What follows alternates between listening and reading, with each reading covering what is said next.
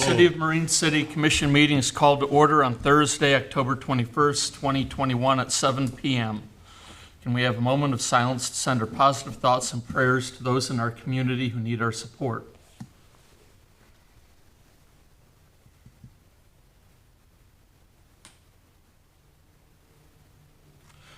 Please stand and join me in the Pledge of Allegiance.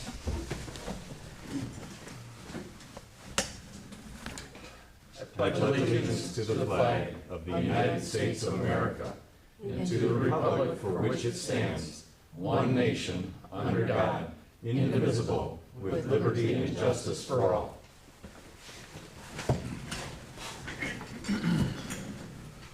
Roll call, please.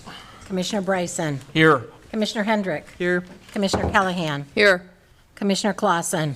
Here. Commissioner Kreidler. Here. Commissioner Ross. Here. Mayor Verkaman. Here. City Manager Tapman. Here.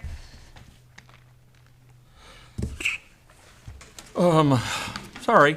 Can I have a motion to approve the agenda? So moved. Support. Do we have any discussion? Hearing none, roll call vote, please. Commissioner Bryson. Yes. Commissioner Hendrick. Yes. Commissioner Callahan. Yes. Commissioner Clausen. Yes. Commissioner Kreidler. Yes. Commissioner Ross. Yes. Mayor Verkaman. Yes. Motion carries. Okay, public comment. Anyone's welcome to address the City Commission. Please state your name and limit comments to 5 minutes. The Commission will not respond, but we'll follow up as necessary. Bill? Hope Shack 546 Chartier. This is in relation to Agenda Item 11D.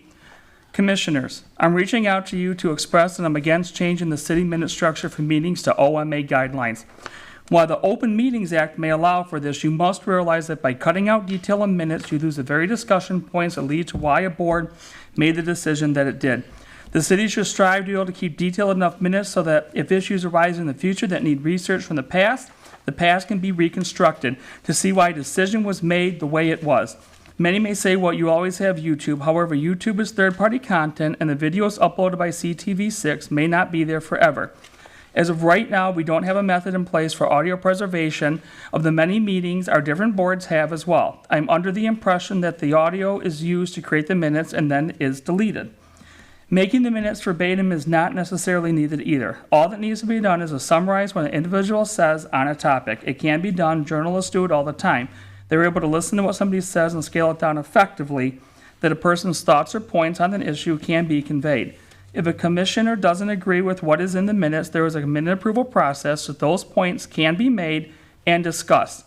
I feel that it is a very important part of an open and transparent government in Marine City. The next issue arises of what do you do when somebody may have the disability of deafness and would like to understand why a public body decided the way they did. They can't hear the audio on CTV or raw audio of the meeting. One may say closed captioning, but what if they don't have access to a TV or a computer? These minutes might be the only visual they have. You never know. The city has always had detailed minutes in the past as long as Chris Baxter has been clerk, and even past clerks kept detailed minutes. I don't see why we should stop now. The clerk should be able to provide detailed sets of minutes for a board to review, and the board has the power to instruct the clerk to do so. Please exercise this power and demand that what transpires at a meeting discussion-wise is reflected in the minutes. The city and its citizens deserve that. Should the commission decide to go OMA route, which I'm highly against because of the lack of detail, I would encourage adopting something that sets up a storage structure for long-term storage and preservation of raw audio of not only the city commission meetings, but the other boards we have as well. There are times where more detail is needed, such as motive behind decisions or investigations, just to name 2 examples. Other municipalities may do what they wish, however, we are Marine City, and we should preserve the history of all boards in the city to the fullest extent possible. The goal should be to capture what transpires at a meeting, not capture emotion or sentiment, but the topics and the discussion surrounding them. Electronic files can get corrupted and servers can go down. There may be a time when all that is left is what is on the paper copy of minutes. Do you want to mess with that? Thank you. Any other public comments? Okay, moving on to minutes. Can I have a motion to approve the city commission meeting minutes of September 2nd, 2021? So moved. Support? We have motion and support. Any discussion? Oh, sorry, Lisa. That's okay. Okay, so I understand that we're gonna talk about the changes, to the process later. So I'm not gonna get into that. But the issue we have is that in our last meeting, and it's right here in the next set of minutes, we agreed that we needed to fix these. I didn't think it was a big deal. There's 3 areas that I asked to be fixed, because a lot of this stuff is not correct, and so now it's not fixed. So it shouldn't have been a big deal to get this one. These were important, and there's no changes. There are changes. Not to the I've things had that I asked Paragraphs for. and paragraphs in there. I asked for, this part here is again, it's still incorrect. You didn't add the part, I gave you 3 areas, and the part with Mike still isn't in there. And those were the only 3 issues that I had. The rest of it was fine. But this attorney part isn't correct because the attorney read me his letter to the mayor of what he told her, so that wasn't correct. And I brought that up. This part about the subcommittee, both of these are on page 4. And then the portion where Rich did say that he dropped it down to a level 4, that's been omitted. So those were the only 3 things that I asked for. That's why I reached out to you and I said, specifically, what do you want changed? And I So- gave you the 3 items. I'm not gonna write the minutes for you. I didn't ask you to. Well, you did. I'd like the board to know that the deputy clerk and I both listened to the whole section on background. And we thought they were very thoroughly written minutes. We were like, whoa, these are really good.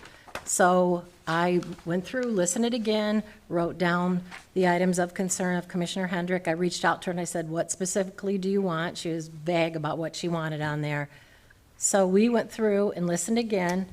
I amended the minutes. She said they were misleading and one-sided if we didn't add the sections that she wanted. So we went through, we listened, both of us together, wrote down what we thought could be added that we missed from the meeting. And when I against my better judgment, I put things in there that she wanted. When I read them back again, I realized that the minutes were reflective of only one city commissioner, and therefore they were one-sided, and that's my opinion. So you did ask me to write them. I've got the email, okay? And I told you I wasn't gonna do that because that's not the proper process. I have the 4 emails. It was 3 areas, the rest of it was fine. And those 3 areas aren't there. These minutes are almost verbatim, one step away from being verbatim. You don't have the part in here about, when I asked, Jim about who went into the office on the committee. That's missing. I did put that in there. You didn't read it? Tell me where that one is.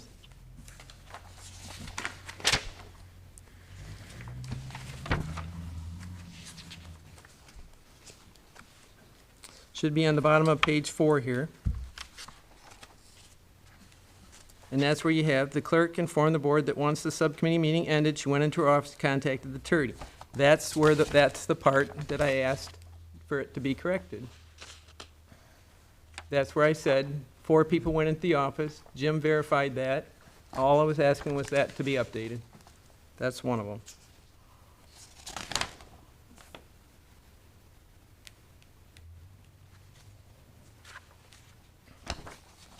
Pretty simple one. The paragraph here about the attorney on the same page, I know our attorney read me his letter, and I brought that up. That's not there. And again, the only other thing was that Mike said that he had changed it to a level, whatever, level 4. Those are the only 3 things. So they're not here. And that's all I asked for. I didn't ask you to change all the rest of it. I was fine with all the rest of it. But those 3 points are very important. And it makes it look like none of that happened, so.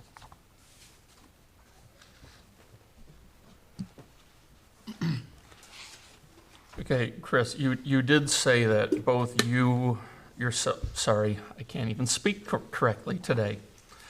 Yourself and the deputy clerk both re-listened to the tape and amended the minutes. So 2 separate people Yes. have both listened to that and both agree that, to the best of your knowledge and abilities, these minutes reflect That's that correct. meeting. That's correct. Is there any other discussion?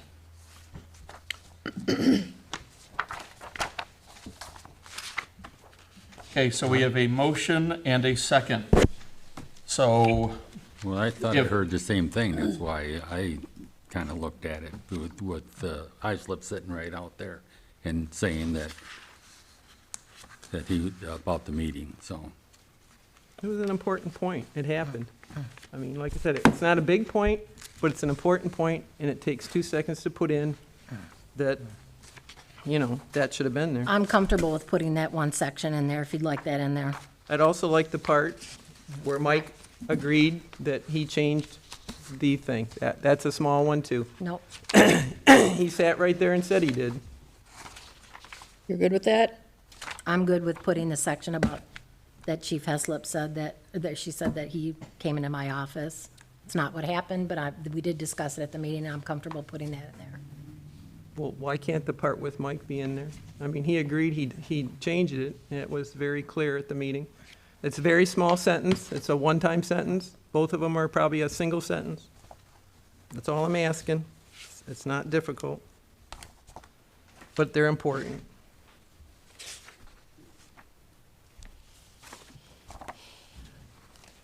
Can you guys hear me? yes, I'm still not understanding why one commissioner is changing the meeting minutes from a professional clerk that is going by the OMA standards. I'm not changing the minutes. I'm trying to Yes, you reflect are. what happened at the meeting that did happen. That's all I'm trying to reflect. No, you're changing the minutes. And no, that's I'm what, not. that's what. I can't change what you're happened at a making it meeting. seem- I'm talking. It's difficult enough for me to call in, so, you're making, it sound like Chris does not know how to do her job, and she's well versed in doing her job. And we cannot have, as she just said, one commissioner, at every meeting saying, I want this changed, I want that changed. We have to just keep with the facts. There's no wrongdoing here. There's no, nothing is being hidden. We just have to stick with the facts and the meeting minutes. But those, Correct, Chris Baxter, correct? Correct. but those are the facts. So I'm not asking for anything out of the So facts. we have a motion on the floor of what? I Yeah, just so want to we- reiterate that. we have a motion and a second to approve the minutes. So if the board where would we're at. like the minutes to be amended, you should vote no, and then we can discuss it further. If you're comfortable with them as is, you should vote yes. So with that, Okay. a roll call vote, please. Commissioner Hendrick, No, Commissioner Callahan, No. Commissioner Clausen, No, Commissioner Kreidler, Yes. Commissioner Ross, Yes. Mayor Verkaman, Yes, Commissioner Bryson. Yes. Motion carries. Okay, can I have a motion to approve the city commission meeting minutes of October 7th, 2021? So moved. support. Any discussion?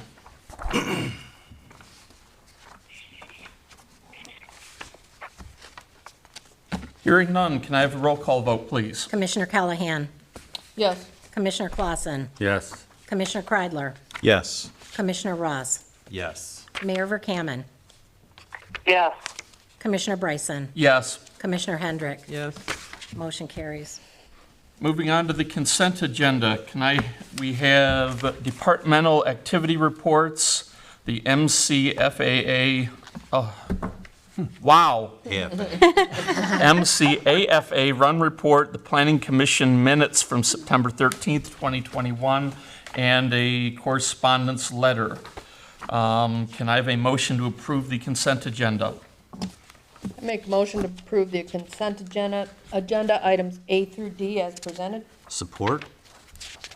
Roll call vote, please. Commissioner Clausen, Yes. Commissioner Kreidler, Yes. Commissioner Ross, Yes. Mayor Verkaman, Yes. Commissioner Bryson, Yes.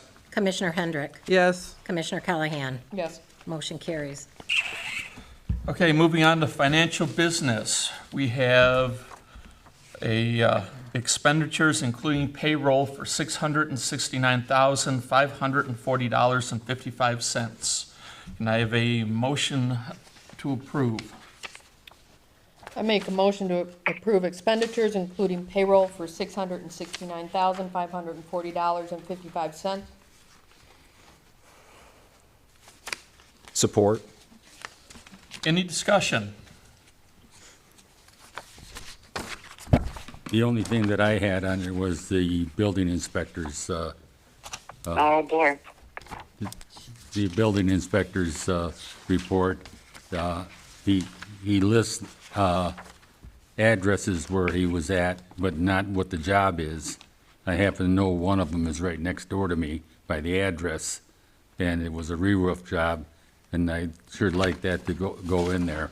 I deal with that every day with the BS&A program, and he should know the BS&A program, and it can be tracked. Everything is tracked through the BS&A and through, you can just go in there and you can see what he did, what the job was, when they went out and inspected it, when it came back. It's in the computer. They can go back to the, well, on mine, we can go back about 10 years in the township and find out what it was and what happened. Any other comments? Hearing none, roll call vote, please. Commissioner Kreidler, Yes. Commissioner Ross, Yes. Mayor Verkaman, Yes. Commissioner Bryson, Yes. Commissioner Hendrick, Yes. Commissioner Callahan. Yes. Commissioner Clausen. Yes. Motion carries. Moving on to the public hearing. Notice is hereby given that the City Commission will conduct a hearing to receive public comments on zoning code amendments, Chapter 160. Please limit your comments to 5 minutes. The public hearing has been declared open at 7:18 p.m. Are there any comments? No comments. The public hearing is now closed at 7:19 p.m. Unfinished business, ordinance number 2021-02, amendment to section 92.03, open burning, second reading / adoption. Can I have a motion to approve? So moved. Support. Discussion. I have 7. I just need to get there. Okay. On page 2, the hours of 4 to 11, I just questioned to a small degree. I'm just trying to envision, maybe weekends, on a fall day, you might want to have something a little bit earlier. I don't know. And Phil, you had commented to me that, you didn't think that, I believe previously it was 4 to 10, and you had said going to 11 would maybe be better. That was in a voicemail. But nonetheless, I do, and I wish the fire chief was here to defend potentially what that may mean to them. But it just seems like a bit of a narrow window in my eyes, because there's other things in here, involving noise. You can't be too noisy. So I think those other types of considerations are covered, that, you might have a rowdy crowd around a fire. As long as the fire isn't bothering anybody, I don't see why that couldn't be expanded, and I'd be open to discussion regarding that. Later on page 2, regarding the burned material, so it's the section 1, F1. If you read to the end towards the first comma, I would request changing the verbiage to, so it says, said campfire is set in an adequate container or in a fire bowl of earth or other non-combustible materials that must be capable of containing all burned material. Then, burning area no larger than 36 inches in diameter and, comma, at least 4 inches in depth, but no more than 24 inches in depth. No more than 24 inches in depth. Or just saying with a range of depth between 4 and 24 inches might be even more simple. Finally, for square-shaped fire pits, the burning area shall be no greater than 36 inches diagonally or 36 inches on any side, something along those lines that covers it, because 12 by 12, nothing would, But the math was right. yeah. I'm telling you, If my it was math, 36 inches circumference, it would, yes, my radius calculation was correct. because it's roughly divided by pi. If you go to the store and buy one, how are they typically measured? 30 diameter. By the, well, I mean, for a square one, is it the sides or is it Side to on the side. diagonal? Yeah, and sorry, I brought pictures. Please allow me to cascade No, them, no, not these. handing them out. So it measures about 30 inches on the diagonal. The total pit is 36 by 36, but the exterior, as you can see, is like tile. And then the burning portion, again, the burning area, if you will, that's being referred to here, that is made of steel, it's 24, that's that dimension, right at 2 feet on the width, and it's, on the diagonal about 33 and a half. So I'm gonna pass those down, feel free. But this is a totally average, run-of-the-mill, average bear Meyer fire pit. I mean, that's the one I bought and have been, So what do we want the square to be? 2 feet by 2 feet? I would almost measure it on the side, not diagonal, because if you're gonna have a hope of actually looking at packaging and trying to figure out what it is without opening the box up. If they're sold, So would, yeah, that's true. I do think it said on the box, 36-inch fire, 36-inch fire pit. So, but the burning area is only 2 feet, so it's got 6-inch tile on every side. so we got the circle pretty well figured out. Yeah. So the wording for the square, do you want it to be 2 feet by 2 feet? Or 36 inches by 36? Well, you get his, I mean, I agree that we need to define the bowl, but that's not easily definable on packaging in the Yeah. store. That's his gripe. To that end, again, this was defined as a, 36-inch fire pit. They just give the biggest spec. Right. And, The bowl, though, I called and then I went online and wherever you look it up, they only make certain sizes generally, and it seemed to be what you said. Yeah. The 36 diameter, yeah, round. right. So if we were gonna do what would be equivalent to that in a square, what would it be? I mean, We don't wanna give a square a bigger volume than a bowl. I mean, I don't care, but you wanna go by area, by diameter, I mean, how in depth do you Or wanna volume, yeah, a I cubic don't know. volume I mean, of burning. What I can guarantee is that this is a pretty run-of-the-mill fire pit, Yeah. and the internal dimensions was about 2 feet. so add something to it So- and, Well, maybe make it no greater than 30 by 30 inches. well, my question would be, just like in some other fields that I work in, they stopped using the word safe for like working loads limits on things. They're now working load limits, not safe allowable loads or safe anything. And if we're prescribing a certain size, aren't we implying safety and implying that that's the appropriate size for every house in Marine City, and maybe it's not? And I just wonder, shouldn't we just leave it a little more discretionary, that if, don't set your house on fire, we don't have to tell you how big of a pot to put you know what I mean? There's a point that I'm kind of wondering how much are we going to get into when they say, well, I did it just like it said in the code, and, Well, when the chief presented this to us, and he was, when I talked to him, he was kind of specific that he wanted the size to be managed somehow. yeah, He started off at 30, by the way, 30-inch diameter, and then when we started calling, you know those corrugated ones that you see everywhere? Right. They only come in certain sizes, and 36 diameter was it. yeah. Yeah, So he didn't care if we moved it to that. He wanted a control so that it wasn't just a big old, right, somebody goes out with a backhoe and digs a big hole and it becomes their fire pit. yes, And I think he's comfortable with what he's prescribed based on that. So the distances from the house. Yeah. The distances from setbacks on property lines, and the other things that were prescribed in here.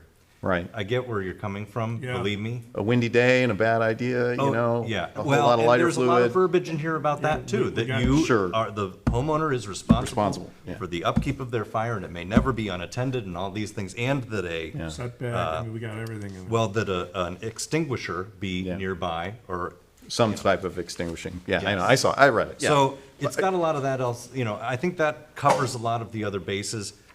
All I really am setting out to do, and again, what Phil pointed to in his email to me and call to me, agrees with, is just, we don't want to screw everybody who might have one of these things or who might go out and buy Well, we something that's grandfathered anyone who already has relatively- one. True. But, you don't want somebody to buy something and then have to immediately return it because it was, Right, you know. and does it apply to any other, like a charcoal, cook area, like a giant chimney charcoal thing that people put in their backyard, the whole backyard's a smoker kind of a thing? I mean, I don't want to make it too big of a deal, but I just wonder, are we being too limiting, and can't we just ask them to be adults and, not set their neighbor's house on fire, but, and not prescribe detailed, dimensions, because as a manufacturer who's, now they're gonna have to, you know what I mean? They're gonna have to look at our ordinance and try to sort that out, and I don't know, Would you pick a no greater than, maybe? That's the way, maybe no greater than? yeah. That's what I think we should. Yeah, Yeah, just, yeah, maybe Yeah. just just a If- So if size. you want to just bump say it up square or round, no greater than 36 inches. in Yeah, in diameter or in, in any dimension. Or, well, no, because on Well- the square, it would have to be a side, because then it would be diagonal. Right, no, do you want to go up a little so you can have some flexibility? So no greater than a 4 foot something. I don't know, yeah. Because I or imagine. no you know, greater than a 48-inch diameter and no greater than a 4x4 square? If you wanted to make the area, the burnable areas equal for a 36-inch diameter fire pit, you would need, for a square pit, you need 32 inches per side, Per side. Okay. So let's say 32 inch per side. I think that that's fair. Then that Okay. abides by yours. The run-of-the-mill Meyer fire pit is covered. Sample size of 1, but it's better than nothing. So you said 32 on each, 32 by 32 for the Yes. actual Square. burn, for the burn area. Burnable burn area. area. You can decorate however you want Yeah. around it. Right. All right, so we'll change that. Brian, real quick, just because you asked, okay? I found the email I sent you. I suggested weekends and holidays, 1 PM to 11 PM. Just don't, that's what was my suggestion originally. Okay, yeah. I remembered 11 in particular, and again, I'm pretty sure this was originally 10. It was. You just want to Could- make it. could we say 1 to noon- you want noon to to make it 11? noon to 11 every day? Was that? Noon to 11 daily? That's fine. I was just making suggestions for, how That's to fine. improve it. Noon to 11 every day, I'm fine with that. Again, if Yeah. the chief has a big issue with it, if that's outside of normal working hours, I don't know, but No. anyway. I don't think that was, no, I don't think that was his point on that. Personally speaking, I prefer noon to midnight, but I think he was more into the safety issues than he was a lot of. Time. yeah, okay. Right. Okay. Beyond that, page 4, versus second to last paragraph, a little bit of ambiguity here, or just strangeness. Persons wishing to have a campfire for the purpose of food preparation or creation are not required to obtain a written permit from the fire authority.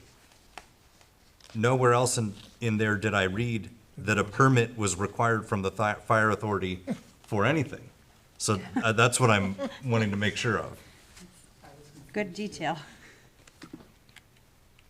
I think part of the problem is he cobbled some of this from Algonacs. So why don't we Oh, just yeah. strike that Yeah. sentence and keep the next sentence? The next sentence was pretty good, Yes. Yes, absolutely. The fire escaping, right? So we'll just delete that. Whoever makes the motion would just make the motion subject to the changes we've discussed. Okay. okay. And I think that was it. Okay. Yes. Thank you for bearing with me. Any other discussion?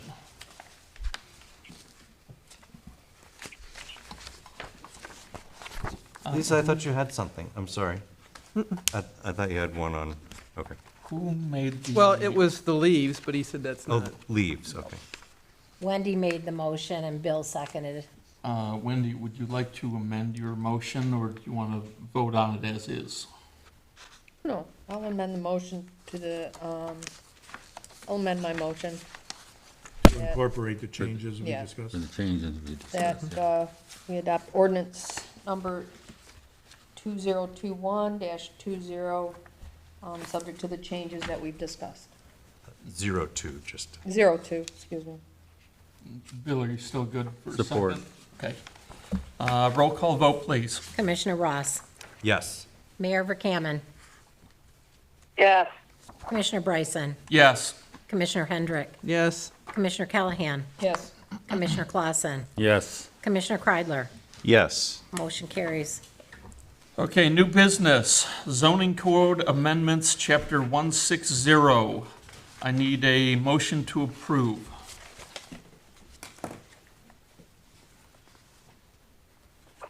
So moved. Support? Any discussion? Yes. So on page 3, there was a strange thing about moving vans. And storage or parking or use of moving vans and the like. If somebody's moving into one of the condos or, trucks park on the delivery trucks for Anita's and Riviera and things like that, they end up parking on the street all the time. That type of stuff happens. UPS, things like this. I don't know, just the moving vans in particular. And again, especially if somebody's moving into or out of one of those Newport Manor, are they condominiums, apartments? I asked the planning commission. 3, did I Joe say to come. 2? well, I'm not 3. seeing it, Do yeah. you have any questions? What section number? 160.177B. Page 3. moving vans. Following uses Two. shall not be. Oh, Permitted in the Number zone. 2. Number Yep. 2. Okay. I would read that as the van is parked there As a use. for other reasons than they're loading or unloading. Oh, okay, It's a prohibited use. Yeah. okay.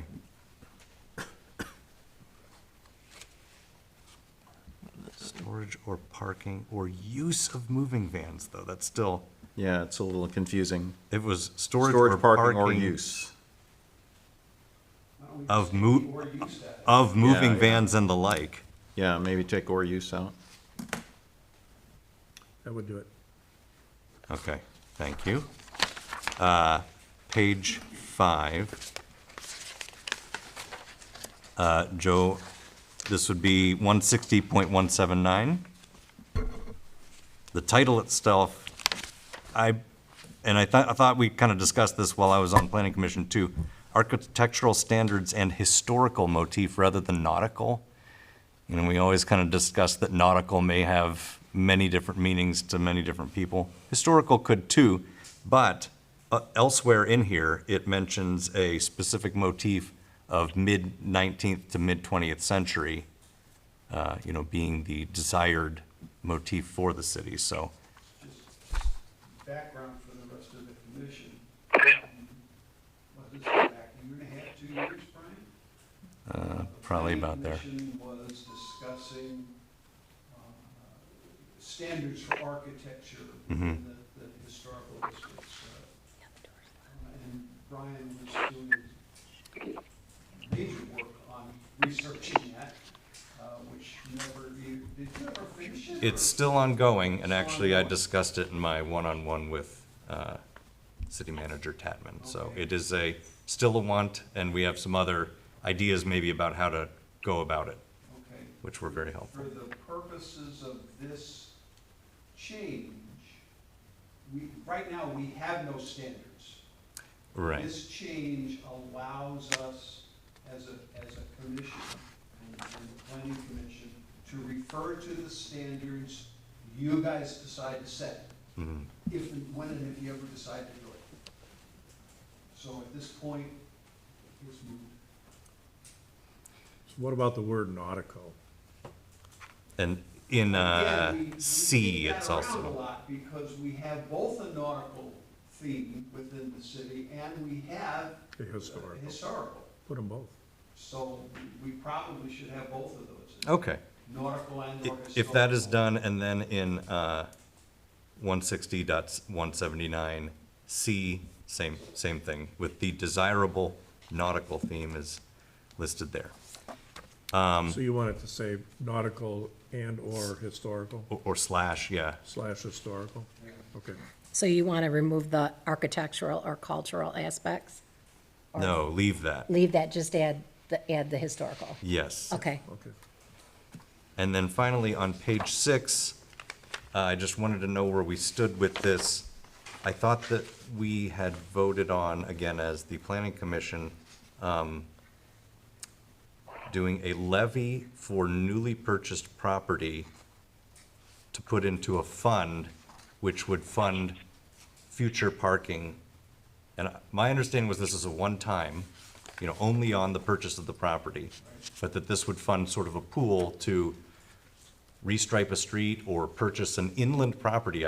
We definitely didn't want it to be anything on the water or ruin a park or anything along those lines, but I just didn't see any mention of that levy or, That was hotly debated, shall we Okay. put it, on the commission. And it was decided that, for various reasons, to take it out. Okay. How would we enforce it? How would we make sure that it's fair for everybody? Mhm. The actual limitations on Broadway, for example. If you look at the property next to 236, 35. 235, where are you gonna put parking? There is no place, so. Right. You're levying a fine against that property. They didn't like it. So Okay. we took it out. Okay. I do think some, way to have people along that portion of the nautical mile district who, enjoy not having to,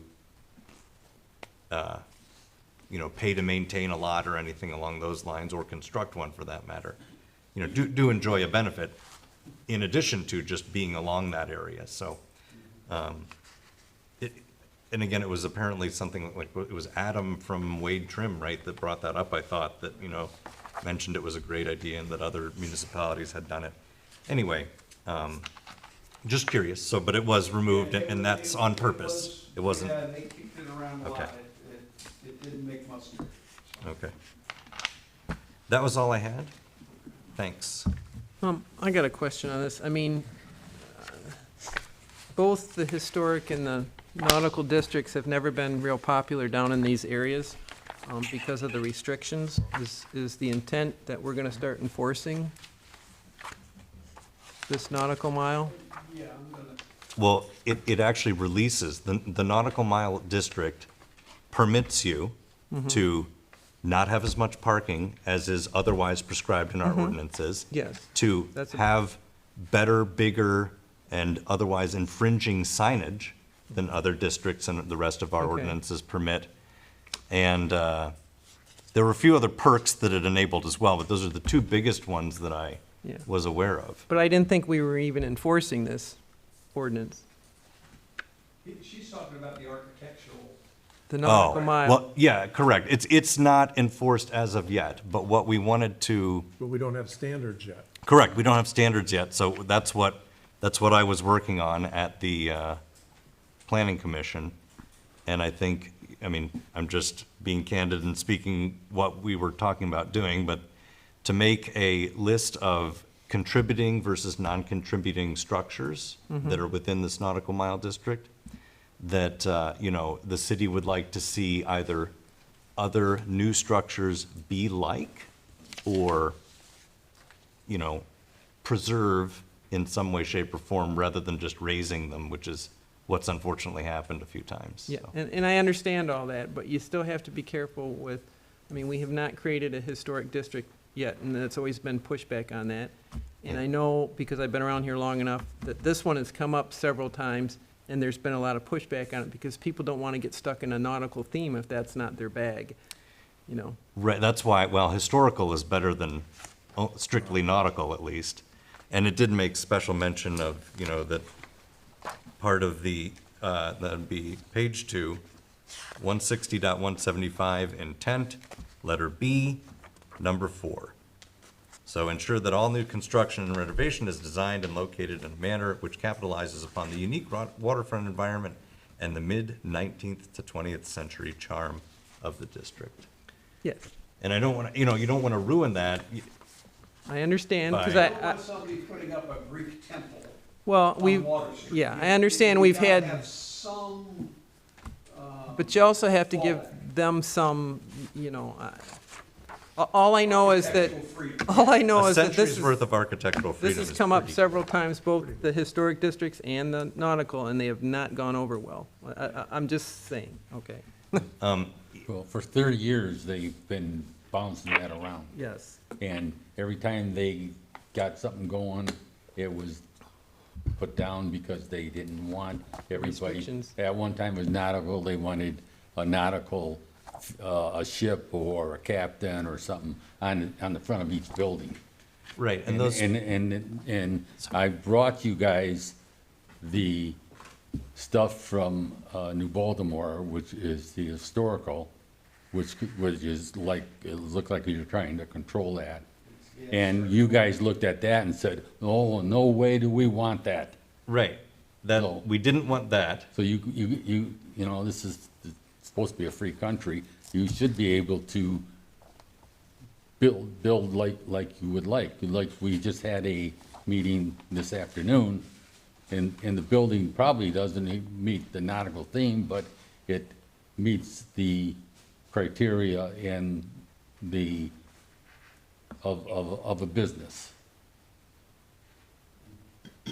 So the New Baltimore one went all the way down to the detail of that windows needed to be built of period materials and all this stuff. Yeah, Right. you don't- No, that was absolutely ridiculous. But, you know, making a facade out of brick or horizontal siding as opposed to vertical may be something that we, you know, wouldn't want to consider. So, I guess the only thing I would think of, I can understand what you're trying to control, but what I'm trying to get away from is the nautical and the historic. Maybe you put in some type of regulations of what kind of materials or something, but I think you gotta be careful of forcing certain people that wanna put a business in there into some type of theme that they really don't want. I mean, you might end up chasing them off because they're gonna go, well, I don't wanna do that, that's too restrictive, I'll go somewhere else where they're not gonna make me do that, so. I'm just saying, be careful with this, because it's been brought up numerous times, and it's been, the meetings were always packed, and it was always, not popular with a lot of the business owners, so. I'd like to add something really quick to it. There is the concept of design guidelines. And I think that it is a mesh between going as far to the historical side, like you're saying, it's right down to the window shape, sizes. Right, no. The detail is so far restrictive, that you don't want to do that.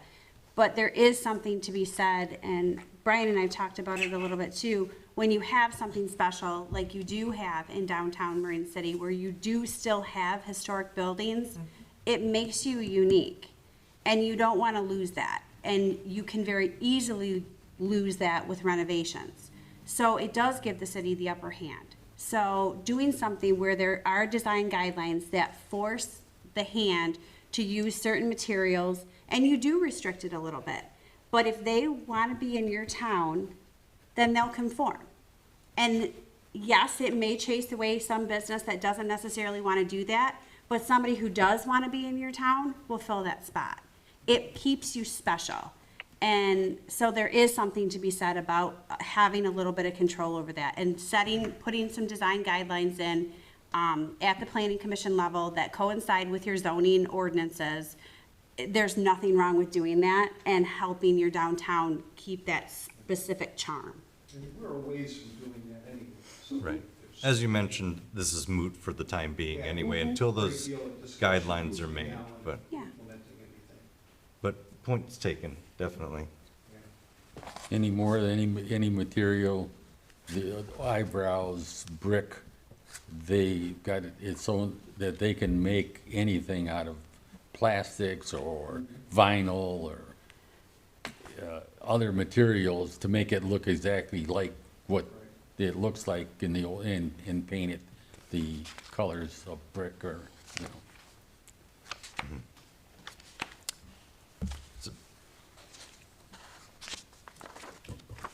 So basic, you're updating this, but there's really still no teeth in it. Correct. Still no teeth as of yet, No. Okay. but The ordinance allows us to, once we do have something in Right. place. this puts potential teeth in, Well, once the Once guidelines. you have the wording, then you can go to the standards.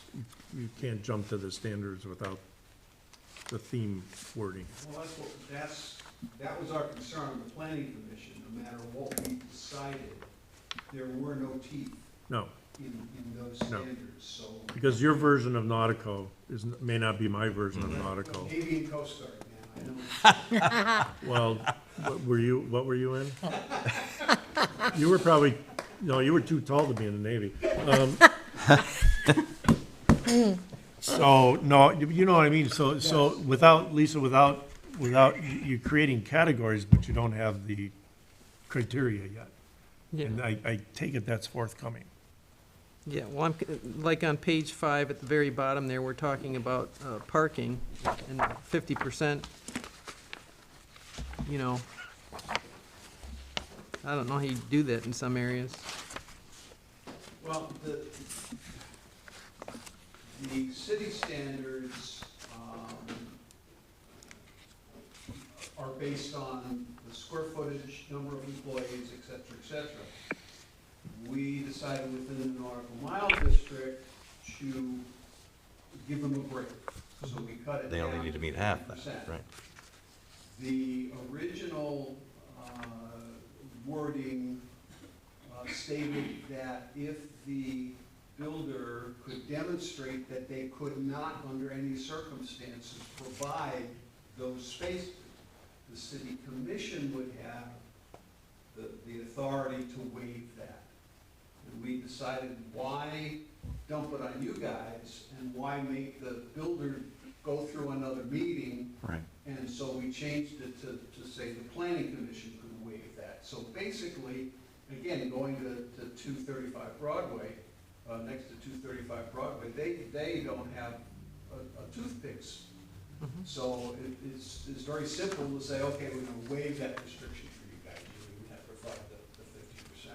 So it gives us the opportunity to require parking when it's possible to do it. It also gives the planning commission the authority to say, okay, we can waive that, just like we would the shrubbery on your border or something like that effect. I don't think that we're the only community that has that problem, because I'm in other units. And New Baltimore, everybody knows that's an historic, and they've got the historic values there. But there's no parking there, you know? And now they've got to a point where with the COVID and stuff, now what parking they had in their back, now they're going and allowing them to expand on that and put their outside dining out there and outside dining on the sidewalks. So if you're taking your parking away, Payment in lieu of parking, when you can't get parking. Yeah, that's what he said was omitted. Do I need They didn't want to do to change my motion? Are there any changes that we wanted to make? Refresh my memory. Well, there was a Yeah, you're motion. adding the nautical and historical wording in that one. And the one, it. Taking out the. And then page 3, moving vans, remove the words or use. Or use, yeah, we have the changes. done. yeah. So if the motion maker would amend the motion to be subject to the changes. was that me? Yeah, that's you. You know the wording now. Oh, goodness. Okay, I make a motion that we accept the proposed Marine City zoning code amendments, subject to the changes that we've recommended. Brian, you seconded that? Yes, I resecond. Okay. Okay, we have motion and support. Roll call vote, please. Mayor Verkaman, Yes. Commissioner Bryson, Yes. Commissioner Hendrick, No. Commissioner Callahan, Yes, Commissioner Clausen, No, Commissioner Kreidler, Yes. Commissioner Ross. Yes. Motion carries. Okay, next on new business, we have the 2021 Office Accounting and Audit Update. Holly? Sure, thank you.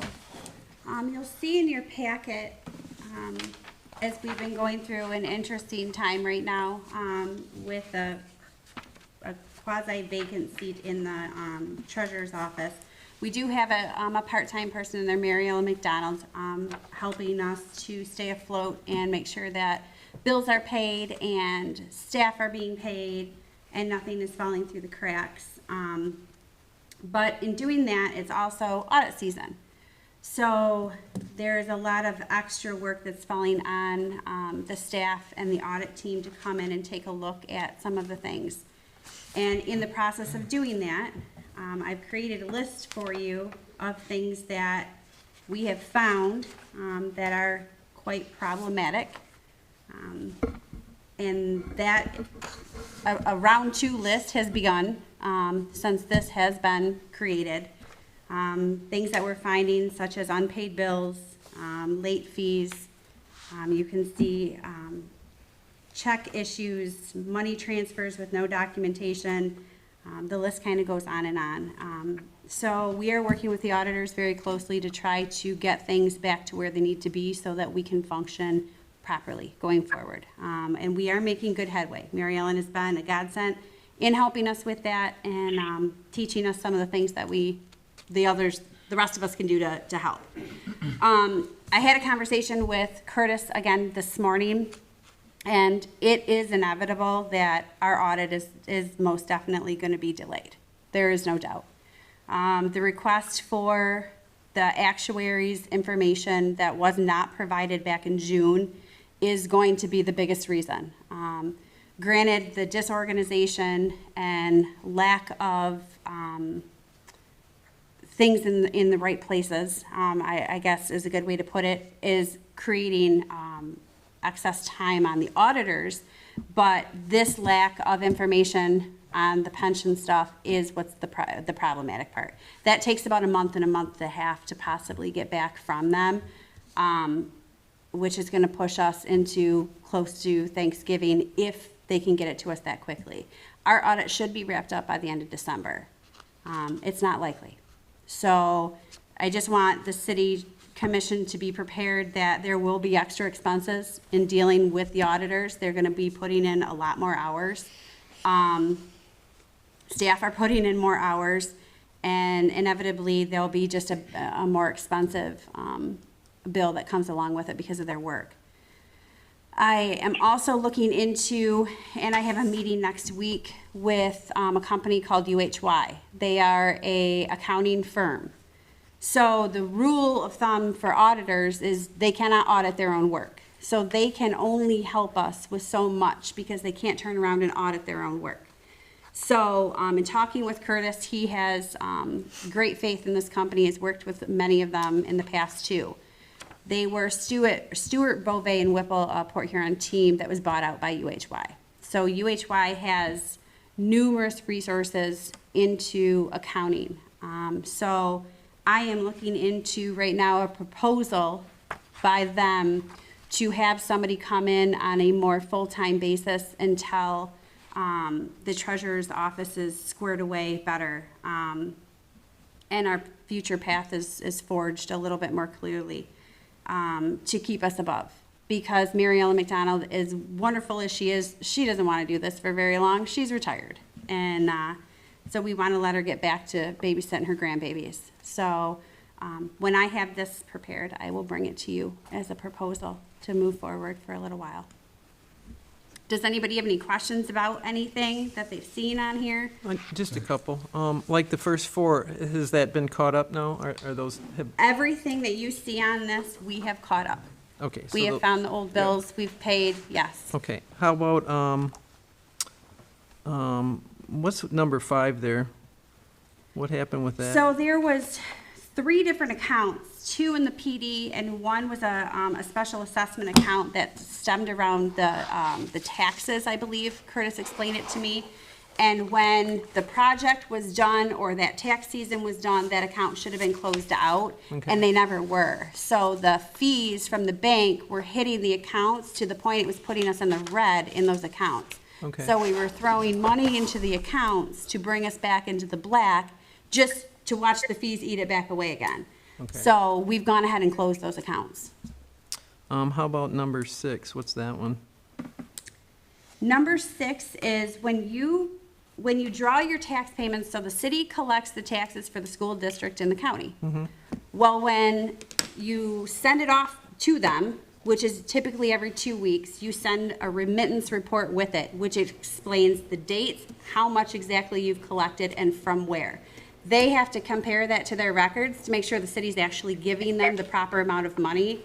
The last time that was done, no remittance report was completed by the treasurer, just a check was left. So when the instructions went out to mail that check out to them, they had no remittance, so they couldn't cash their checks. We're talking about checks in the $800,000. So they got upset because they couldn't deposit them. They weren't making the interest on those checks because they didn't have the information. So Mary Ellen helped me figure that out, and Anne Marie, and we got that sent off. Okay. How about number 17? What's that one? 17. Accrual of bank fees on Yeah. accounts that should have been. That's the one that I was talking about where we were accruing the fees that took us Okay. back down into the red. Yeah. So 5 and that one are kind of 2 of the same there? No. Yes and no, because this talks about the accrual of fees that we had on them, and I don't Okay. remember what the other number was. And the other one just talked about, I mean, we were carrying accounts that had negative balances in it. But one of them should have been closed in March. The other one didn't necessarily have to be closed in March, but probably. Okay. Once it's And I guess on number 19, we probably got that just because we moved, right? I'm sorry, I didn't hear you. Number 19, that's probably just because we moved, the address issue? No, I mean, well, yes, but that should have been a little bit proactive because I think Okay. that there's many things with snail mail that have been delayed Okay. due to that. So when that was known, that should have been happening. Okay, all right. But I mean, I can speak to the contact persons on there. There's contact persons on our accounts that go back multiple employees that have never worked, that haven't worked here. I mean, for years and years and years. This stuff should have been updated. Okay. And because I'll be honest with you, it's been a huge hindrance. I can't even begin to tell you the amount of hours that I have spent on the phone and on the computer trying to get into all of our accounts, from things like Raymond James to the bank to, to Fifth Third to the MERS to everything. And because the updated information didn't have contact people that worked here, they didn't want to talk to me. So it took hours and days and weeks to actually get into all these accounts and have access. Okay. Some of them only had one individual on as a contact. And one of my favorite sayings is, well, if you get hit by a bus tomorrow, what are you going to do? Well, that's kind of what we ran into here with not having other people on there. So it was problematic. Definitely. Also the state of Michigan. Oh, yeah, the state of Michigan, I still can't get in. So that one's fun. Yeah, and I have one question about I happen to be a late meeting coming back from one of my other municipalities, and around 9:30, Mary Ellen was there by herself. I'm wondering, is she supposed to be helping you and learning from her? Then why is she working alone? So Mary Ellen babysits full-time for her grandbabies. That is what she does by day. So she's been so dedicated to us that when the baby is sleeping, she comes over. And her husband takes care of the baby during the day. So she will do what she can when her granddaughter is sleeping during the day. The rest of the time, she does come over at night. And I can tell you that every single night between 9 and 9:30, I'm on the phone with her. Chris is on the phone with her. This is not a one-man person or a one-man job. Mary Ellen and the staff are all working together on it, but we have to take advantage of the time that she can give us. I was just wondering because I thought she was helping you and you were learning from her, but if she's just doing it, Oh, then, no. then what are you learning? No. I know it's on Yeah. the phone. And then the notes and the back I and just had a forth. question, that's all. And we leave instructions for each other on things that we need. It's quite collaborative. So I want to bring just another issue to your attention that I've been dealing with Curtis McBride on. In June of 2021, you guys authorized a brownfield checking account to be established because we needed that brownfield separate account. We made inquiry to Fifth Third and that account was never set up. And yet we received $44,000 from the county and it should have gone into that account. And we are currently trying to track where that $44,000 went. And we should be able to have that figured out. But I just wanted to update you, that's kind of a separate issue involving that brownfield issue that we need to have a brownfield account on. But we'll get to the bottom of that one, and that's one I've been working with Curtis on. So I just have a comment on all this. It is extremely disturbing, to say the least, at how messed up our financial house is. And I am in wholehearted agreement about getting some outside help to come in quickly to get our financial house in order, because nothing's more important than getting our money sorted out, because it's not our money, it's the taxpayers' money, and we need to be cognizant of that. So I think whatever we need to do to get Mary Ellen some help, to get you some help, and to get this, find out how deep the damage is, and then get it fixed. So, I mean, me personally, you have all my support to go and, get that third party lined up so we can get this wrapped up quickly. Yeah, I agree. Can you guys hear me clearly? Yes. Yes. Yes, this is Mayor Verkaman speaking, and I just want to say that I have been in the city offices almost on a daily basis for months and months and months during all of this financial crisis that's occurring.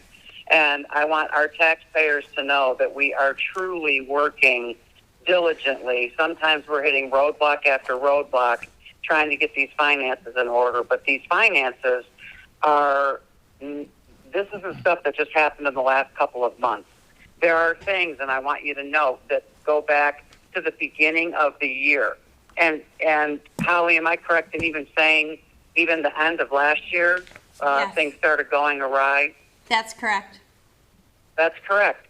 So, we, as Commissioner Bryson just said, it is critical that we get our financial house in order and do whatever it takes to get there, because we are getting in trouble with county and state, and Marine City is looking like we don't know what we're doing financially, and we've never had this issue before. The other thing that I've been talking and working with Curtis on is that as he's going through this process, I didn't want it to be a one-time fix. So he is keeping a log and will be issuing to the city what he calls accounting processes that need to get into place and/or improved. And he's going to get us, as he's going through and doing these things, he's just not leaving them behind. He's logging them into a process that we can follow going forward that would be better and improved. So his time is not just isolated to the current issues. He's looking forward and trying to get some processes in place for us. Him and I talked about that too, Bob, that I'd like just to add to that. I want to work with him on some of the municipalities that have a very good setup, that have all the checks and balances put in place, that have the right amount of people doing the right amount of things to create the proper checks and balances that should be there come audit time, and help guide me a little bit so that as I look at really kind of restructuring that department a little bit, so that going forward it is proper and that the checks and balances are there and that not one person is too overwhelmed with something and that the people with the proper expertise are doing the work. So he is all for that, and so I look forward to working with him on that. Any further discussion? Okay, hearing none. Moving on to water tower repairs. Holly? Yeah, so this is, I talked with Mike we- this, Oh, I'm sorry. Could we do a motion just to receive and file the memo on the Sure. prior issue? Yes. Can I have a motion to receive and file the Office Accounting and Audit update? From So Commissioner moved. Patman. Second. Or, Any Manager other discussion? It was the mayor Okay, and then Brian. Brian. Roll call vote, please. Commissioner Bryson, Yes. Commissioner Hendrick, Yes. Commissioner Callahan, Yes. Commissioner Clausen, Yes. Commissioner Kreidler, Yes. Commissioner Ross, Yes. Mayor Verkaman. Yes. Motion carries. Okay, now moving on to water tower repairs. Thank you. all right. So I talked with Mike about this morning to give you a little blurb about this. It doesn't look like the work would need to be done until after the first of the year, but we wanted to get on this company's calendar, just considering parts and labor and all that kind of fun stuff right now and how busy it is. But the water tower does have some leaks. It does need to be repaired. The company that, Mike has on here to do it is a company that we already have a service agreement for, which is why he's kind of waiving the bid process on this. This is the same company that came in and did a ton of work for us and then actually didn't even charge us for all of it. They just have a very good working rapport with the city. They help us when they can.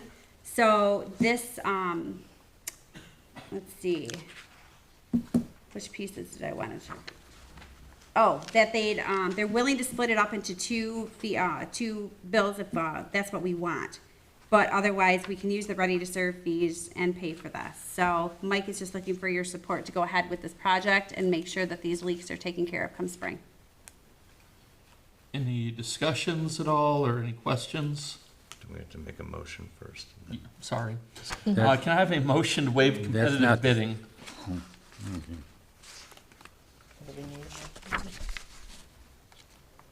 So moved. We have a motion support. Any discussion or questions? I'm just, the water tower, is this the same leak we had a few months ago No, that was just repaired? no. No? Where is The way this? I understand it, that was a different section that was fixed. This is a new section that we're having issues with. When was the last time that we had it relined, the tower, you know? That I don't know, I apologize, but I can ask I Mike. mean, we switch off between the other units that are north of us, and we feed them water when we do our tower and when they do their tower. Mm-hmm. So I'm just wondering, how long has it been since we resurfaced the tower? I'm happy to ask him that. Thank you. So it did say that, you know, the tower's down for routine maintenance and painting, that may be resurfacing of the interior in spring. But the question I'd have actually is, if this is the company that we've contracted for service on it, and they didn't catch some of these things early enough, I fear a little bit about utilizing them. Now, if they're only the company that we contracted service for because we noticed it leaking, then that's a different story, but, And I think that's the case. Typically, we use Suez, okay. and they do most of the major tower work and renovations. This Right. is just the company that's come in to fix the problems that we've had. Okay. Yeah. Suez is who the quote was from, at least on the second page there. But I guess my next question would be too, is just like the processes we were discussing in the last agenda item. How do we make sure that, you know, this is caught a little bit ahead of time, and that the maintenance to prevent these things is done during the annual maintenance instead of needing a brand new standpipe every time? I mean, you know, maybe a brand new standpipe is what's needed. You know, maybe they knocked on wood and said, you know, this, just hope it lasts until spring. I don't know, but, you know, water utility is a lifeblood of a community kind of, and, you know, we just always want to make sure that this is being treated with that type of sensitivity to benefit the community. So I guess that would be I'd just like to see that as an additional step to this repair. I'm fine with waiving competitive bidding, I just want to make sure that that's an additional step taken. Absolutely. And I'll look, I know the capital improvement plan, this has got to be on there because it's a consistent maintenance. So Yeah. I'll take a look and see what that is too, what we have on there for our routine work. Right. Maybe we can have Mike come in and speak on Yes. his, I don't know if Process. anybody's ever seen one built, but I was here when we built that one and had to inspect everything, and everything was welded in the air, and nuclear testing for the welding and a whole bunch of other stuff. So it's a big deal to put up a water tower. It's not. Oh, no, I don't doubt that, but I just, yeah. you know, how can we put in process something that would, you know, ensure that we'd catch this early enough to be able to repair it prior to, or repair it in a generalized downtime of the tower, not do some emergency things as needed. Well, maybe set up a schedule to climb that ladder and go up there. I mean, it's not a, when they say a ladder, it's straight up and down. So it's a lot of on your arms and your legs climbing up a water tower ladder, so. And you gotta wear the harness. Yeah, absolutely, no doubt. You want to wear the harness. Yeah. So I wouldn't go up that thing So without a harness. our first motion is on the bidding, waiving the competitive bidding. Yes. Any other discussion on waiving competitive bidding? Hearing none, roll call vote, please. Commissioner Hendrick, Yes. Commissioner Callahan. Yes. Commissioner Clausen, Yes. Commissioner Kreidler, Yes. Commissioner Ross, Yes. Mayor Verkaman, Yes. Commissioner Bryson. Yes. Motion carries.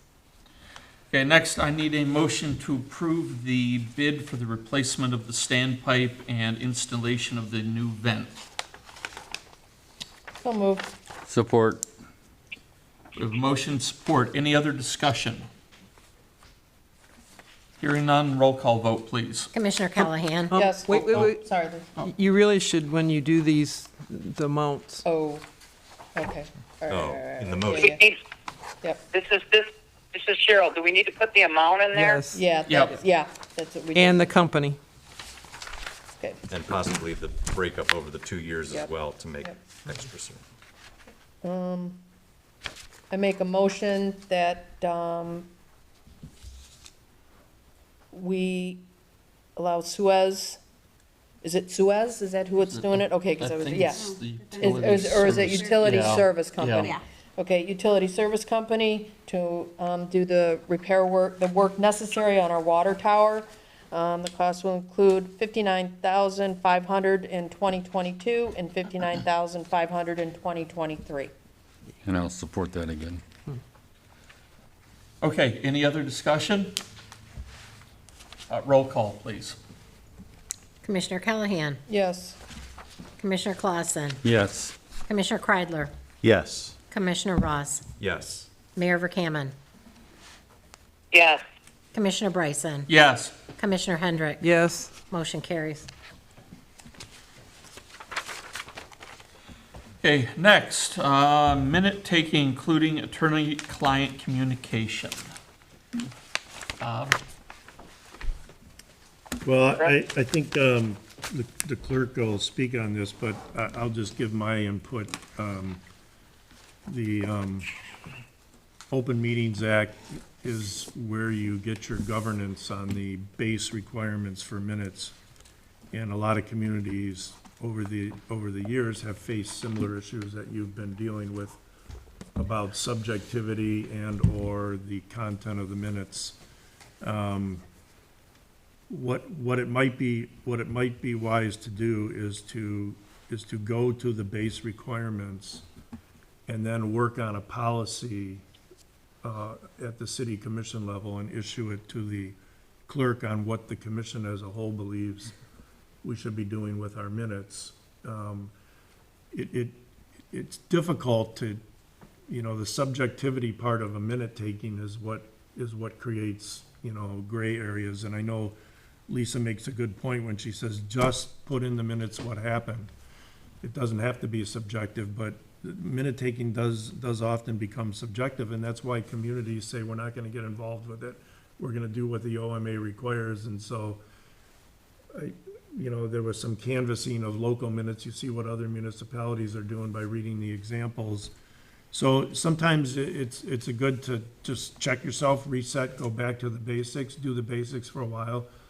Maybe assign a committee or get a minutes policy in place so that the clerk has clear direction on what the city commission wants in the minutes going forward. If you want to go to a verbatim process like you indicated earlier, maybe you find a way to capture the minutes into permanent records forever, in their in the fullness of the minutes, so they can be resurrected at any time. I know that you have a lot of them online right now, but probably not as many years as you would want. So it may be that, instead of this constant, discussion about the subjectivity of how the minutes read, is go back to the basics and then redefine you don't even have a policy, by the way, in place. I looked everywhere for a minutes policy, and I thought I was gonna find one, but I didn't. It might be wise to develop the policy so that, I know Clerk Baxter's reaching the end of her 20s, and she's probably not gonna be here forever, so that the next clerk, goes by the same, the same policy, and the clerk thereafter goes by the same policy. So over time, I've found in communities that when I look back, I've represented Addison Township since 1996. And when we put the policy in effect, I can look back at all the minutes since 1997, and they're all in the exact same format. I know exactly how to pull them out. I know exactly where to look. I know exactly where it's going to say what the roll call vote was. I know exactly how they read. And over time, you would have that, so your minutes would be tremendously consistent from a policy standpoint going forward. That's my input. But I know the clerk, was that too much? No. Chris, what are your thoughts? I think you've all heard my thoughts. I know everybody's probably tired of hearing about this subject. I need direction on how to do my job. It's getting out of hand. And what's important to Jake, or what's important to Wendy, or Brian, or Lisa, Or Phil. everybody wants all their comments in there. We've got verbatim minutes. So there has to be a line drawn somewhere. Well, haven't we always done the minutes with some kind of verbatim, and that, how we got to the motion? Because if you just put the motion in and vote on the motion, you don't have any, how did you get there? There should be a little something. And that's the point. That's exactly true, Bill. And that's, you know, somebody's a little something is not somebody else's a little something. And I think that, you know, I've worked on many of these policies and, you know, I've ended up, people stayed with the OMA because they couldn't reach decision on a policy. Others have said, well, we want to know, you know, the tenor of the discussion leading to the motion. Not necessarily verbatim, but, you know, and other people, you know, have said, you know, clerk, just put in there what you want. So I think you guys need to develop a policy. I think the clerk is asking for direction here. Like, And just to say, let's just keep doing what we're doing, really probably is not working for you at this point. I know in other units that I'm in that it's not just the motion, they have a little leadway and into that, so you know what the discussion, some kind of discussion of how you made the motion. Right. So we tried to canvass the area, and we gave you examples in your packet of how other people do it. You can see a lot of communities have migrated towards the bare minimums.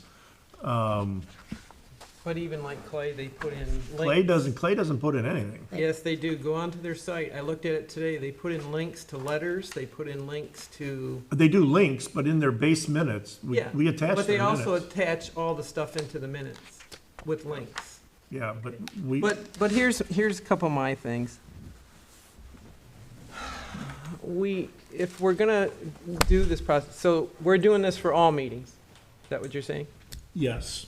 So you have to remember, there's minutes taken at all of your meetings. Correct. Planning Commission, ZBA, But only this one is videotaped. correct. So there is nothing else on the others. So if we start cutting, and I've been through this before on the fire authority. When the fire authority started here, they had a clerk that did that, okay? And then those of us that came in about a year later tried to go back in the minutes to see why they formed things the way they did, and there was nothing. We had nothing to go by. And that's what you don't want to lose, okay? So part of the thing is, this one is videotaped. We should be getting the videotape directly from Paul. I don't think that should be a problem. They should be put on, I know Clay puts their own on. I see it on the phone all the time. He puts his, I think ours are on Yeah. now, right? well, he goes through Ours are CTV and, yeah, but, so we should have them on there. We shouldn't be using YouTube because, again, Phil's right, YouTube could take that off tomorrow and then we don't have anything. The problem I have is all the other meetings. If we start doing this now, we're gonna lose, and I mean, let's face it, the pension meetings have been, Interesting. yes. And they had to go back 10 years to get some information that we needed. And I just don't want to lose that. I don't think that it's been that bad here. We've had a few issues where we've had a couple important meetings, and those are important to make sure they get done. But on a whole, most of this has not had that big of a deal or impact. We've approved them, okay? But the other thing is if we put the stuff on the webpage, again, I know when Elaine did that webpage, we have to now be ADA compliant. So we have to make sure that the hearing impaired, I mean, Phil brought all this up. I mean, he did a great job bringing all this up. But we have to be, recognize that stuff, that if we go now into this real fast and cut it all out, now we're gonna lose this section until we can build a process. And I hate to see us lose this section of it in that area. Now, could you use the audios? I don't know, maybe we keep the audios on everything, so that if somebody can come in there, they can listen to the audios or. Well, what do we keep now? What do we keep? No. What's online? I went online and I was able to trigger. We're gonna use Paul's videos from here forward, but going back, Michelle used as much of as she could to 2018, but she pulled up some YouTubes. But we planned on keeping the audio from our tape recorder for the minor boards and attaching those. So they would all be, you could trigger all of them. Lisa, I'm not, what I'm suggesting as a reset is just go to the basics and then work on your own policy and issue it to the clerk. I understand it, Bob, but I don't want this You don't want the process to lost take- time period. But Yeah, you'll have the it takes tapes, us 6 months to get it done, we lose 6 months worth but of we valuable have instituted the Well, recording. and there's also programs that you can get that'll convert it all for you. I mean, that's another option too, that it can do it for you. At whose expense? They're not that expensive. There's all sorts of them out there. It's a program. Well- You just buy an app and it's a program and you run it through there and it does it for you. I mean, it's not a, You do have to be careful. Look, I Yeah. use those in my college classes, and they really don't work well. it depends on which one you use. I've used many, and none of them work well. You get some very strange and very interesting translations coming out Well, of them. but then you could go But- through it and fix it, but at least it's something to start with. And like I said, I don't want to lose a whole section as long as we've got the audios, something that's available to people. So let me ask you this. Okay, so say somebody comes up and they want a FOIA meeting. Are you going to automatically give them an audio too? Because the meetings aren't going to be much in them. We direct them to the audio. You can do that in a FOIA Give 'em a response. link. You So- just give them the link, like you said, like Clay does. So when we do all the other meetings here, we're going to put the minutes and then we're going to put an audio. Okay. But just, I want to be clear, because I just think you've reached a point where you need to reset and get direction to your clerk so you have a clear minute policy going forward from a set point of, because you could get a new clerk who, fresh out of clerky school, where they learn, just do what's in the OMA. I'm telling you right now, they tell them, just do what's in the OMA, do the basics. You will be getting a new clerk because I'm retiring next year, so, early next year, so there's a new clerk on their way, so. I mean, I've already dealt with that, like I said, on the Yeah, fire so authority, what- so I'm well aware of that. But like I said, we Yeah. lost a lot of good history in our But, fire authority. but what happens then is then you get a new clerk Yeah. after that clerk.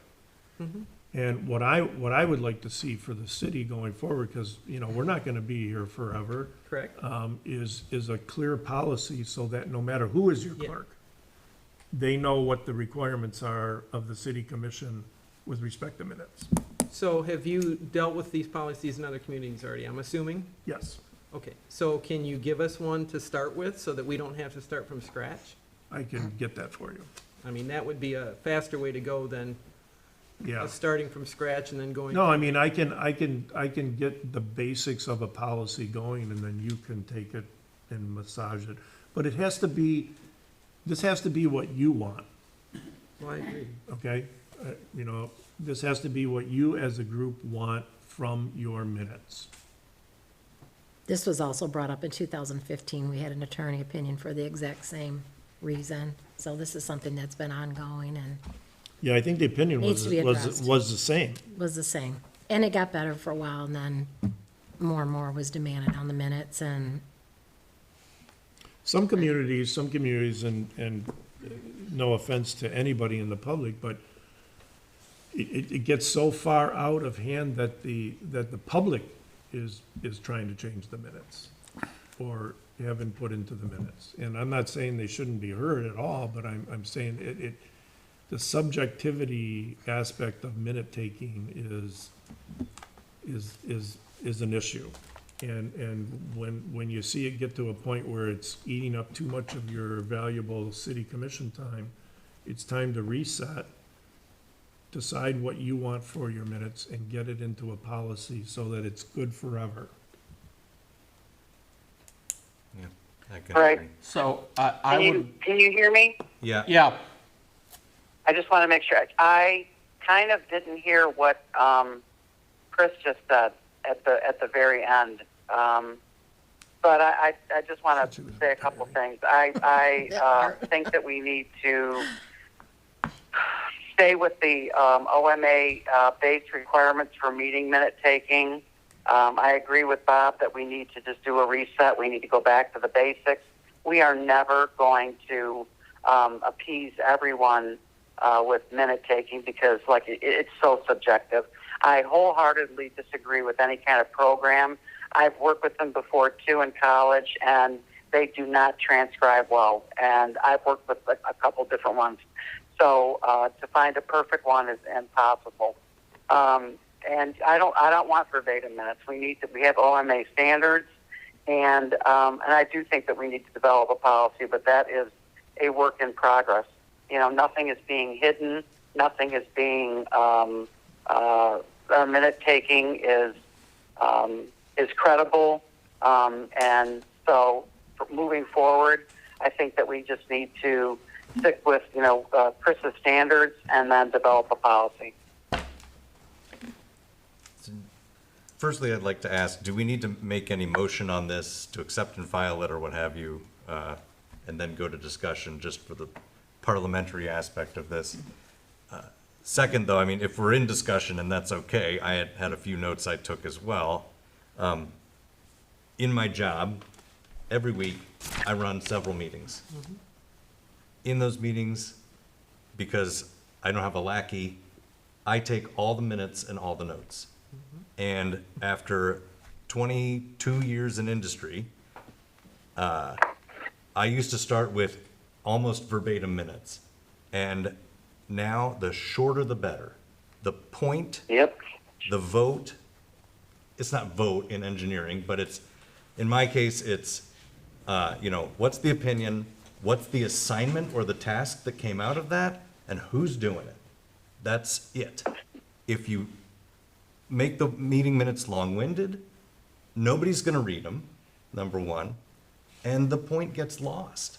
You may go about some, long, drawn-out thesis or speech or whatever anybody made, and that happens plenty in the auto industry.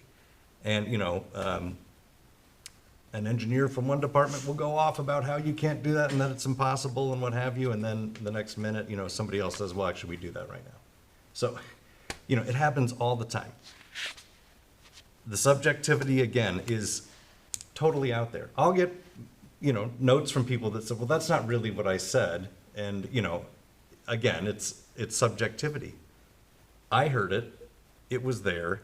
If it can be proven, then that's fine. But again, a concise and short meeting minutes, I think, are actually the key to both the public being able to digest it better and, the clerk being able to condense it and bring it down into something manageable by everybody. Chris, and zero offense meant here, in my personal opinion, you take too many minutes. There's a lot. Yeah, and Way too much. I agree. It makes it, to a degree difficult to follow, and, I don't know that, everything needs to be captured, but the other thing that I thought was maybe a good idea, and Commissioner Hendrick, you had set an example of this, is to say, if you want something specifically in the minutes, and you had done this in particular on several votes, like just as an example on the location of the kayak ramp. I'm voting this way, but I want it to be set forth in the minutes that I voted no because of this. We have that in our policy, actually. Okay, so that helps to, define the discussion and understand the root cause of why a decision was made the way it was. So I don't think that I think the way it sounds, we're going to discuss at a future meeting or meet as a committee or something, how we would like the clerk to proceed with minute taking. So I don't want to make this discussion that, but those are the things that I think I would bring to the table.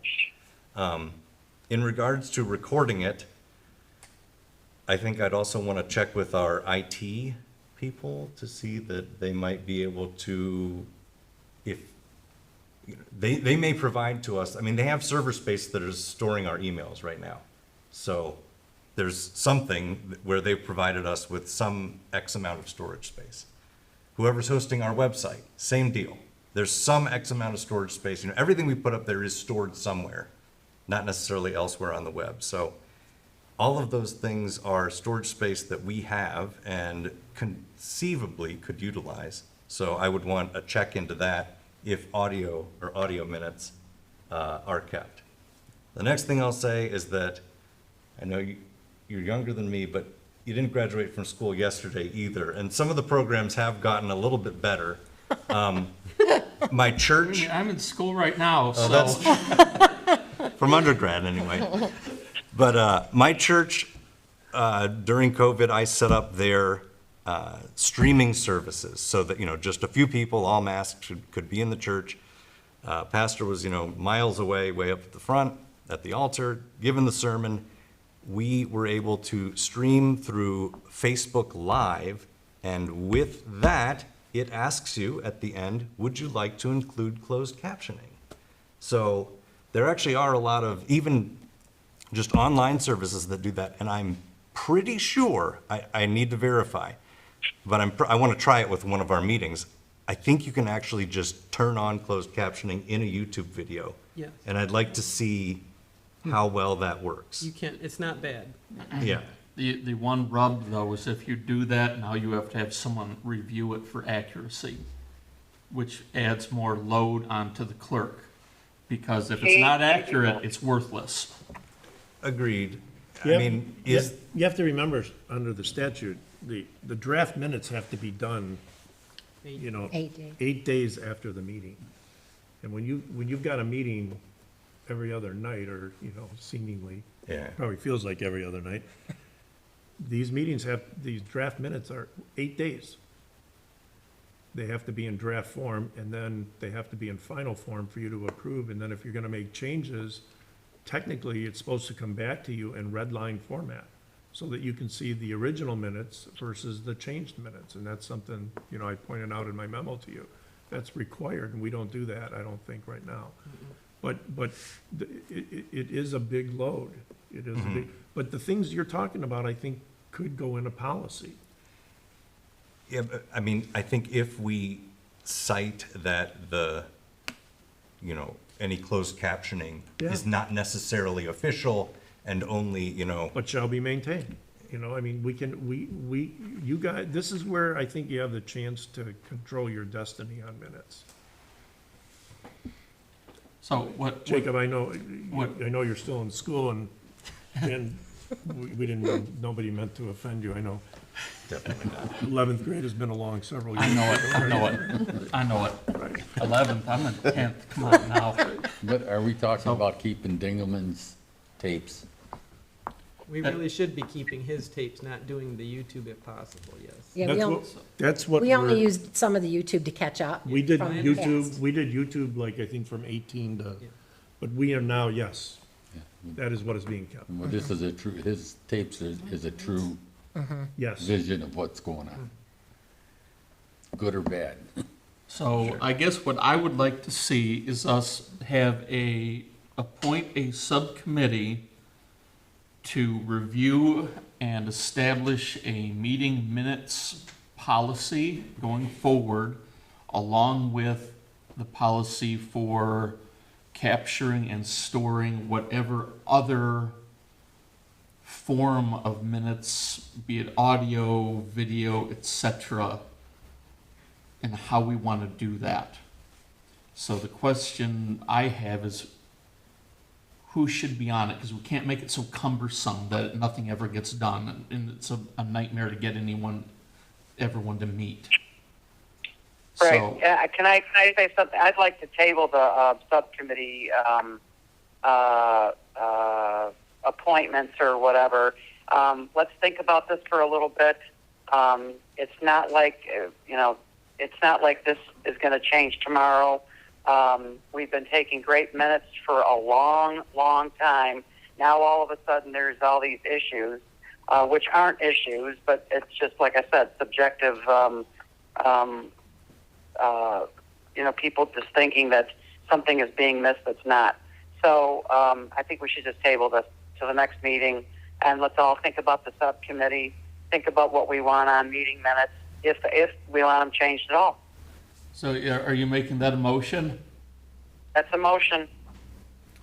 So the motion is to table this agenda item until the next meeting. Next, yeah. Yeah, if there's a second, Yeah. then that motion takes precedent over the substance of the agenda items. We have a second? Let me reread the agenda item. I'll support it. Any other discussion regarding tabling this till the next meeting? Well, I just think if we table it, now we're gonna drag this out more. We're not dragging it out, we're just It's- thinking about it. That's another 2 weeks. Well, and I think, the thing is, I think we all, Bob, can you get us some policies by Yeah, the well- next meeting so that we can see what's We can- going on there? What we got you for tonight was, just some examples of other minutes.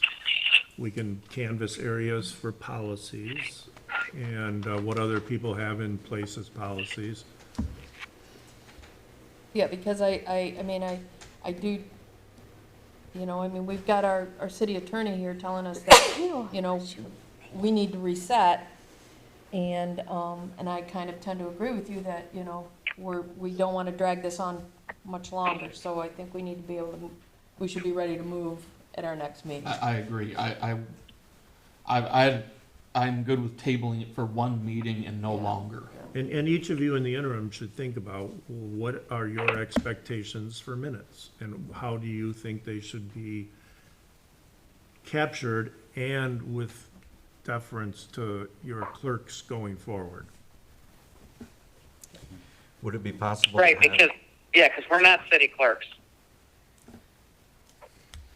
Would it be possible to have any information about what our present IT contract may permit in terms of storage by next meeting? Absolutely. Yeah, not from me. I was looking around you. Okay, all right. And, I don't know anything about that. can we figure out what we can get from Dingelman? And what, where, Yep. Oh, I think he he would, takes, what does he do with his tapes when he's done with them? Eventually, he gets rid of them. He doesn't keep them forever. But we That's should, why they turn to YouTube when his go but down, YouTube doesn't goes keep down. them forever either. So the deal was because we pay for the service for Paul, the deal was that a long time ago, we were supposed to keep a copy of every single meeting. It's just that nobody's been doing it. That was set up a long, long time ago. do we have the minutes? Yeah, Say it. I'd have to go back and look. But yeah, So we we're- should we're- keep a copy right from him because he's our authority. We paid for that service. So procedurally, we're drifting a little, it's okay, but we really Yeah. should be only discussing tabling. Tabling. Tabling, yes or no? Yes. So any further discussion on tabling this for one meeting? Hearing none, roll call vote, please. Commissioner Clausen,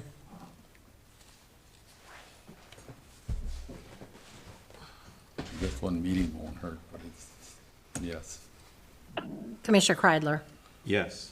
Commissioner Ross, Yes, but I would like it reflected in the minutes that I am only voting for this if we definitely discuss at the next meeting and have the items discussed such as storage, and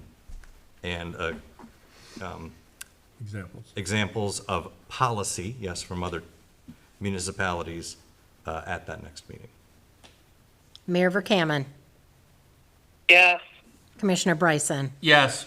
Commissioner Hendrick, Yes, and I'm agreeing with Brian. Commissioner Callahan. Yes, and I'm agreeing with Brian and Commissioner Hendrick. Motion carries. Okay, moving on to attorney-client communication on pension and retiree healthcare eligibility. Folks, I am not going to walk you through my memo. Looking forward to this. So here's what I've tried to do. There are lots of questions at your two boards, your pension board and your healthcare board, that arise with respect to eligibility. And sometimes those meetings, we go round and we have disagreements on eligibility. So I thought it would be worth all of our time to put into your possession my analysis of both ordinances and what they say and how we determine eligibility, followed by a checklist at the end of what you need to look at in order to determine eligibility. And the only thing I was looking for from this board was to allow us to release this document that I did for you to the boards tomorrow, because we're meeting on Tuesday. And my goal is this: I want to get both boards on the same page with what are the eligibility requirements, so that when Sam Smith is being looked at for eligibility, or his spouse or his ex-wife or his future wife, or we have the criteria in our hands how to establish eligibility. And we've agreed on the criteria, which might be harder on Tuesday than we might think. Yeah. But I gotta get, otherwise we're gonna keep spinning. We're gonna keep spinning on these eligibility questions. So I kinda just wanna get it so that everybody's on board with what are the requirements. If I'm wrong on these requirements, I know it'll be pointed out to me on Tuesday. And I'll do my best, you know, and if I'm wrong, I'm wrong. I mean, if the person at 7-Eleven tells me I'm wrong and they're right, I just thank them and move on. So we gotta get this in place, or we're gonna you're gonna spend a lot of time over the years as you get these ongoing questions. So the only motion I need tonight is to receive and file this memorandum and allow its distribution to both the pension board and the retiree healthcare board. So moved. I make a motion to receive and file the, It was a race. I beat you. It's already done. It's already done. You You second can, it? you can second, Mayor. Second. oh, second it. Bill beat you. Any other discussion? Thanks. Hearing none, roll call vote, please. Commissioner Kreidler, Yes. Commissioner Ross, Yes. Mayor Verkaman, Yes, Commissioner Bryson, Yes. Commissioner Hendrick, Yes. Commissioner Callahan, Yes. Commissioner Clausen. Yes. Motion carries. Okay, moving down to city manager's report. Honestly, I really don't have much to add other than, what I talked about earlier. You saw my report in the last meeting. Not a lot has changed because we've been working on the audit stuff. So therein lies where the majority of my time is being spent right now. Any questions for the city manager? Just one. I should go in the office and talk to her, but my days are going nuts. Are we doing the BSNA program for our building? For the building? Yes. Yeah, Okay. yep. I heard a rumor different, and I know that I brought it in when I was the building inspector here, and it's Yeah. been there forever. And Susan is doing, and then at the meeting yesterday, when Susan was there, and thought that we didn't have the same one going now. And I went, oh, what? Where did you hear this? Yeah. Any other questions? Okay, moving on to commissioner privilege and liaison reports. So, Yeah, planning commission, and then we just had a meeting, special meeting today. And that was to resolve a hiccup, I would say, that's all. And had to do with the brownfield and getting the brownfield approved for the new building uptown. And what happened is that it didn't come to the planning commission it went right to the county for the brownfield and everything, went around us. And now they need the planning commission to approve it, or the brownfield won't approve it. So we had to have a special meeting today. Is that for the GEC building? Yes, Okay. We had to approve the facade. yeah. Does it look good? yeah, was that accurate? Joe Moran, was that an accurate thing that he just said? Because it wasn't the brownfield, it was just the facade, correct? It was, well, it had to do with the brownfield. We had I to don't think approve it it, did. we had to approve the facade for the brownfield, or they couldn't get it. Yeah, but you didn't approve the brownfield, that's what you said. You We approved didn't the approve it, the facade. county approved the brownfield. correct. Okay, anything else, Bill? No, that's it. Wendy? I just want to, tell everybody, I think we have Halloween coming up before our next meeting, so, watch for everybody out there. And also watch it, because it's getting darker earlier, and it's staying dark longer, and the kids are walking to school, so and there's a lot of people out walking in the morning too, so please be careful, so, because there's also a lot of traffic. We've got a lot of traffic going on in this town right now, and it's a good thing, but, we just need to be careful. So, and just everybody have a good evening. That's all. Lisa? Same thing, I just wanted to reiterate that everybody have a safe and happy Halloween, and I know our police department will be out like usual watching. Just go slow, please don't run all the stop signs like you normally do. Just watch out for the kids, and hopefully everybody has a real fun night that night. Thanks. John? It's great to be back. Great to see everyone. Thank you. Brian? Nothing. Thank you. Have a great week, everybody. And I have nothing. Cheryl, anything from you? Nope, just happy Halloween, everyone. With that, I need a motion to I'll adjourn. make the motion to adjourn. Support. Roll call vote, please. We don't need a roll call for that. Yes, you do. Commissioner Ross, Yes. Mayor Verkaman. Oh, because of the phone. I'll take that as a Cheryl, yes. do you want to adjourn? I think she's, Yes. Yes. Oh, I heard a yes. I heard a yes. she said yes? Yeah, yeah, she Okay. did. Commissioner Bryson? Yes. Commissioner Hendrick? Yes. Commissioner Callahan? Yes. Commissioner Clausen? Yes. Commissioner Kreidler? Yes. Motion carried.